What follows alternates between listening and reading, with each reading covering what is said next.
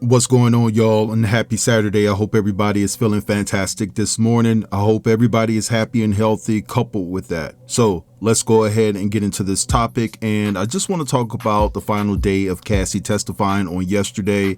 And so it seems as though that the defense is trying to paint a different picture of Cassie and who she actually is.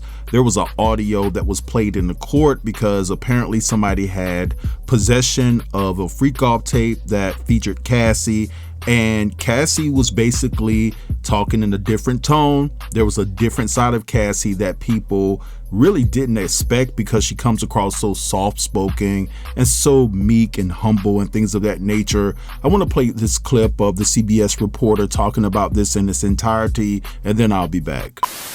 We heard a very different side of Cassie Ventura today. The defense played an audio clip about 2 or 3 minutes where Cassie Ventura is seen, or heard I should say, threatening someone because of a video clip she's worried about that they have of a freak off. In this audio, she's heard saying at least 4 or 5 times, "I will kill you." She said, "I will do it in a way that there's no blood on my hands. And then when I'm done killing you, somebody else is going to kill you." It was interesting to hear her in that light because the entire time that she's been testifying, she's very calm. She speaks very low. But in this audio clip, it was a totally different side. After discussing the audio, the defense went through some more messages that were between Combs and Ventura, but they went back to addiction, which they covered yesterday. So today we learned that she does take medication regularly because of her addiction. We also learned that the name of the book that she was planning to sell the rights to Sean Combs for was called The Dark Times. Now this is interesting if you've been following this story, because at the BET Music Awards, when Sean Combs was recognized, he said thank you to Cassie for holding me down during the dark times. Yeah, I'm gonna keep it 100 with y'all. I was in a dark place for a few years, you know what I'm saying? And I have to give a special shout out, thank you, all that love. Cassie for holding me down in the dark times. Love. All right, so me personally, I'm not going to hold that against Cassie. I'm pretty sure she was freaked out by the fact that a video containing that type of explicit material could be leaked out to the public, and I can understand her frustration. And I personally don't think that Cassie was going to be set out to kill someone. I just think that that was just an expression coming from the deep, dark anger that she felt about that potential video getting out, right? But I'm going to say this, even though I feel that Cassie deserves the world, she deserves more than the $20 million settlement that she got from Diddy. She deserves more than the $10 million settlement that she's getting from the Intercontinental Hotel where that beatdown took place. I'm just going to be straight up with y'all and let you know from jump that I'm Team Kim Porter all the way. Because when I keep hearing these rumors about Cassie and the things that she allegedly said about Kim Porter, and in particular the things that she said about Kim Porter's daughters, it really rubs me the wrong way because Cassie is coming across as a colorist. I'm hearing that she allegedly said that she didn't understand why Diddy wouldn't have kids with her because she can make better looking children than Kim. Now, I will say that Puff did his job imploring that type of ideology onto Cassie, because there were times I'm hearing allegedly that Diddy also threw up the fact that Cassie was more fair-skinned than Kim Porter to Kim's face. And when you look at things in its totality, and I say this respectfully, Cassie ended up meaning lesser to Diddy than Kim did, because Diddy didn't put kids in Cassie. Diddy didn't marry Cassie. He didn't even marry Kim Porter. But at the end of the day, he had children with Kim Porter. And she said on the stand herself that she was jealous because Diddy called Kim his soulmate. And I want to add this, because this is a conversation that's being had all over social media, right? So when people are saying that Cassie is not a full-fledged victim, that she actually participated in the freak-offs willingly and things like that, I want to make this point because there are a lot of people that are saying, oh, here come these individuals making that dumb point. You don't know how it feels to be victimized. He manipulated her. She was scared and things like that. There are other women in the world, many other women that wouldn't have tolerated what Cassie tolerated, because ultimately there's no amount of money, fortune, and fame that you could pay certain individuals to compromise their morals. There are many women that would have went to the police no matter how powerful Diddy is. There are many women that would have stood on business and said, yo, I guess you're going to have to KILL me. I guess you're going to have to BEAT me because I'm not participating in none of this BS. So what it comes down to is that Cassie was just a weak-minded individual, and some of the individuals that are defending that weak-minded behavior are weak themselves. They see Cassie in themselves because there are a lot of strong women out there that would have even taken it a step further and deleted Diddy for being such a vile human being towards them. You know what I'm saying? And one of those individuals that Diddy couldn't control was Kim Porter, because Kim had the fortitude to fight back. Even Gene Deal told you that Kim fought back. He couldn't control Kim to that magnitude. And that's why their relationship didn't work out, right? So although I sympathize and I empathize with Cassie, we have to be honest about the situation. She was in love with Diddy ultimately. She even texted Diddy after they had broken things off at 2018, and even after the alleged R that transpired or whatever, and said that she didn't hate the man. And she even sent Diddy text messages saying that she was lost without him. And she even slept with Diddy when she was supposed to be with Alex Fine at the beginning of her and Alex's relationship. So with everybody out here just saying, oh my God, Cassie went through so much, and she did. Oh my God, Alex Fine is such a great husband. Watch out for that, because later on there could be a divorce coming, because at the end of the day, you can't trust. Let me say this. I don't trust Alex Fine. I'm just going to say this. I'm just keeping it real, because I believe he's the one that put the battery in Cassie's back to sue Diddy in the first place. And with all of this news coming out about how Cassie operated within that relationship and the things that Diddy made her do, or she felt manipulated by Diddy to do, I believe that I wouldn't be surprised later on if Alex Fine divorces Cassie and try to run away with some of that money that she got from the settlement. I'm just keeping it all the way real. So to some of y'all, Alex might appear to be that supporting husband. He might appear to be the perfect husband in all of this, but life has shown me to just wait things out and watch how things play out. And so me personally, I'm just not going to be so quick to look at him as the perfect anything. And in all actuality, that's for the women to take that position anyway, because I'm a man. But I'm just saying, just watch, give it a few years or whatever the case may be, and see if they're still happy together. I hope so, right? I hope so. Now, I do want to transition and briefly talk about a couple of more things that I'm hearing before I leave you with the perfect individual to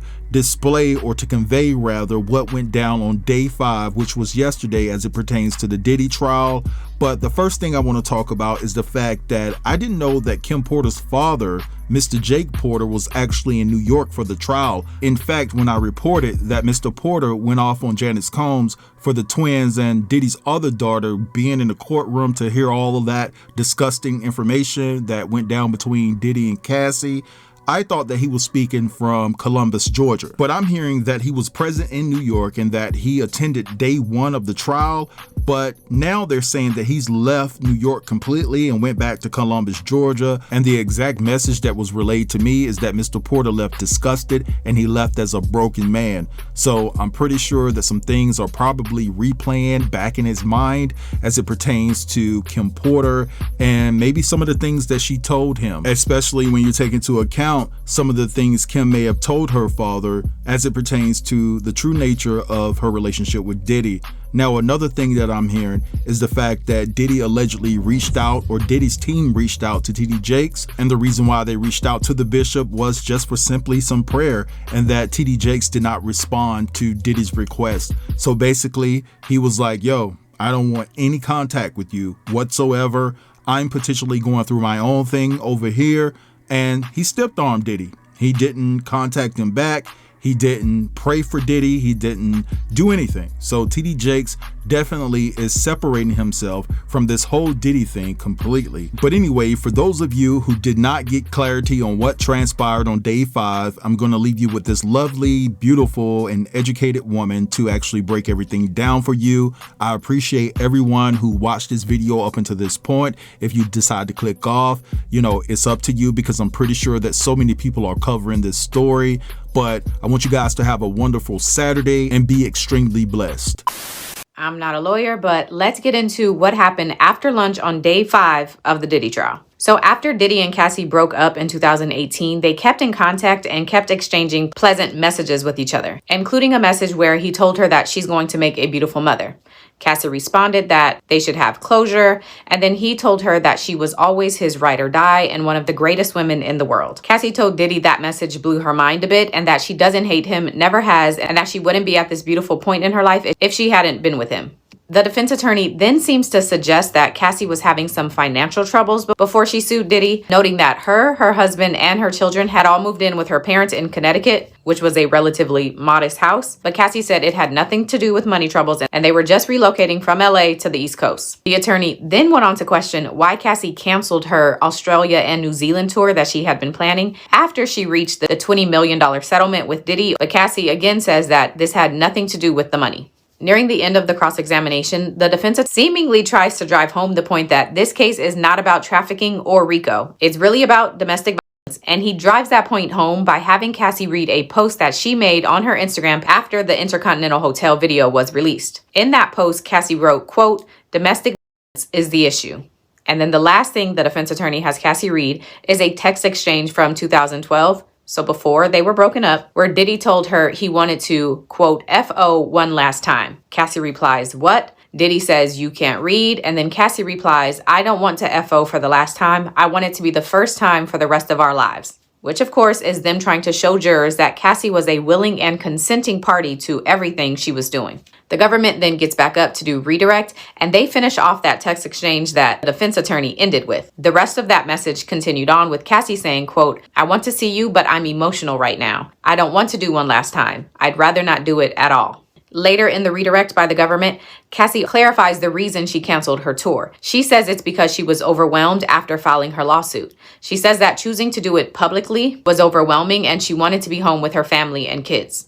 The prosecutor then asks her, would she give the $20 million back if she hadn't had to do the freak-offs? And Cassie responded, "I'd give that money back if I never had to do the FOs." She then burst into tears saying, "If I never had to have FOs, I would have had agency and autonomy, and I wouldn't have had to work so hard to get it back." Cassie admits that she was open to doing FOs in the beginning, but as time passed, she told Diddy more than once that she did not want to do them anymore. Cassie says she was scared for her safety, her career, and that Diddy wouldn't love her anymore if she told him no to the FOs. The defense gets up and does another round of recross, asking Cassie if she knew having FOs were a part of being Diddy's girlfriend, to which she said she did learn that over time. And then the defense highlights there were benefits to being Diddy's girlfriend. She got to stand next to him at the Met Gala. She got access to producers. She worked with other celebrities like Kid Cudi, Nicki Minaj, Lil Wayne, Rick Ross, and Pusha T. And then the defense gets out a bit of new information. The attorney asks Cassie if she received a settlement with the Intercontinental Hotel regarding the Cassie says that for $10 million, maybe. Through more questioning, it seems like that settlement was agreed the week before trial started. On the last round of redirect from the prosecutors, they asked Cassie why she kept her devices with everything that was on them, and she responded that she was scared because of what was on them, so she never took them to the Apple store. And with that, Cassie is excused from the witness stand. Following her testimony, her attorney read a statement from her. "This week has been extremely challenging, but also remarkably empowering and healing for me. I hope that my testimony has given strength and a voice to other survivors and can help others who have suffered to speak up and also heal from abuse and fear. For me, the more I heal, the more I can remember. And the more I can remember, the more I will never forget.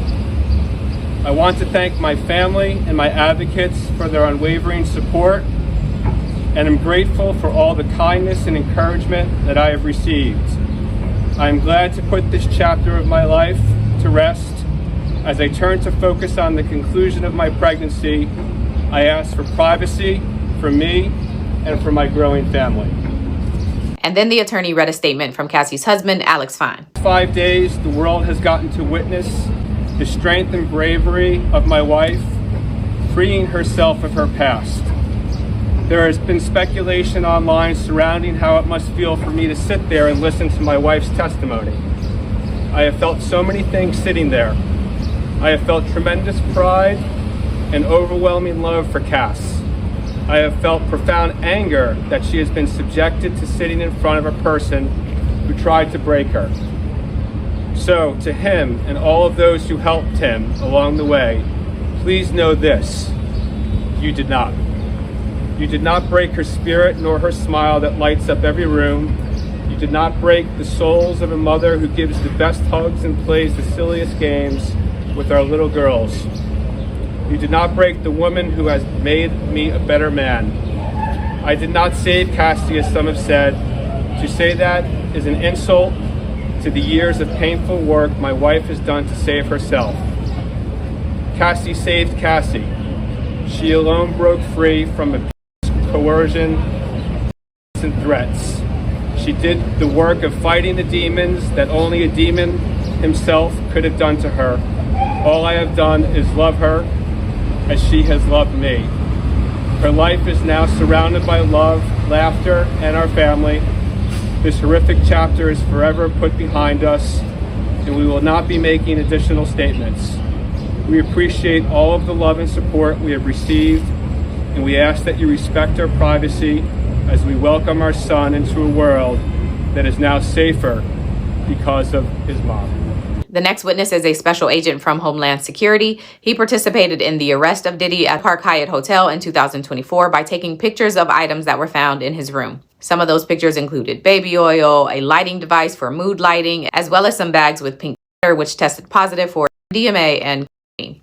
And then Dawn Richard is called to the stand. Dawn, of course, was a cast member on Diddy's MTV show, Making the Band. She was also in the group Danity Kane, which came from Making the Band. And then she joined Diddy's Dirty Money. She tells jurors that she worked for Diddy from 2004 until 2011. On the stand, Dawn recalled a time in 2009 when she was at Diddy's house to record, and he, quote, came downstairs screaming, belligerent, asking where his food was, and proceeding to hit her being Cassie, over the head, kicked her and beat her to the ground in front of us. And then he her upstairs. Now, leading up to this, Dawn says that Cassie was in the kitchen making eggs and Diddy came downstairs demanding to know where his eggs were. Dawn admits that she didn't intervene and she didn't call the police, partly because she was scared for herself and had never seen anything like this before. And then it seems that Dawn tries to testify that the day after this incident, Cassie told her that things just got passionate and that she was okay and it would be better if they didn't talk about what happened because people could end up missing. The prosecutor asked Dawn what she understood that end up missing to mean, and Dawn started to say death, but there was an objection and then the jurors are excused. Once the jurors are out, the government says that their line of questioning was to show Diddy's consciousness of guilt, and they say that it's all relevant to count one, but Diddy's team says that incident is not trafficking, it's domestic violence. The judge then asked Diddy's attorney why didn't they file a motion in limine, meaning a motion to have this excluded. His attorney says, I don't know. But they also say that since this wasn't brought out during Cassie's testimony, Dawn testifying to what Cassie did as a result of the kitchen incident is only speculation. Before the attorneys leave, they confirm that the next witness after Dawn will be Carrie Morgan, Cassie's friend who she's no longer friends with, and someone named David James. And with that, we end the first week of the Diddy trial. Y'all have a safe weekend.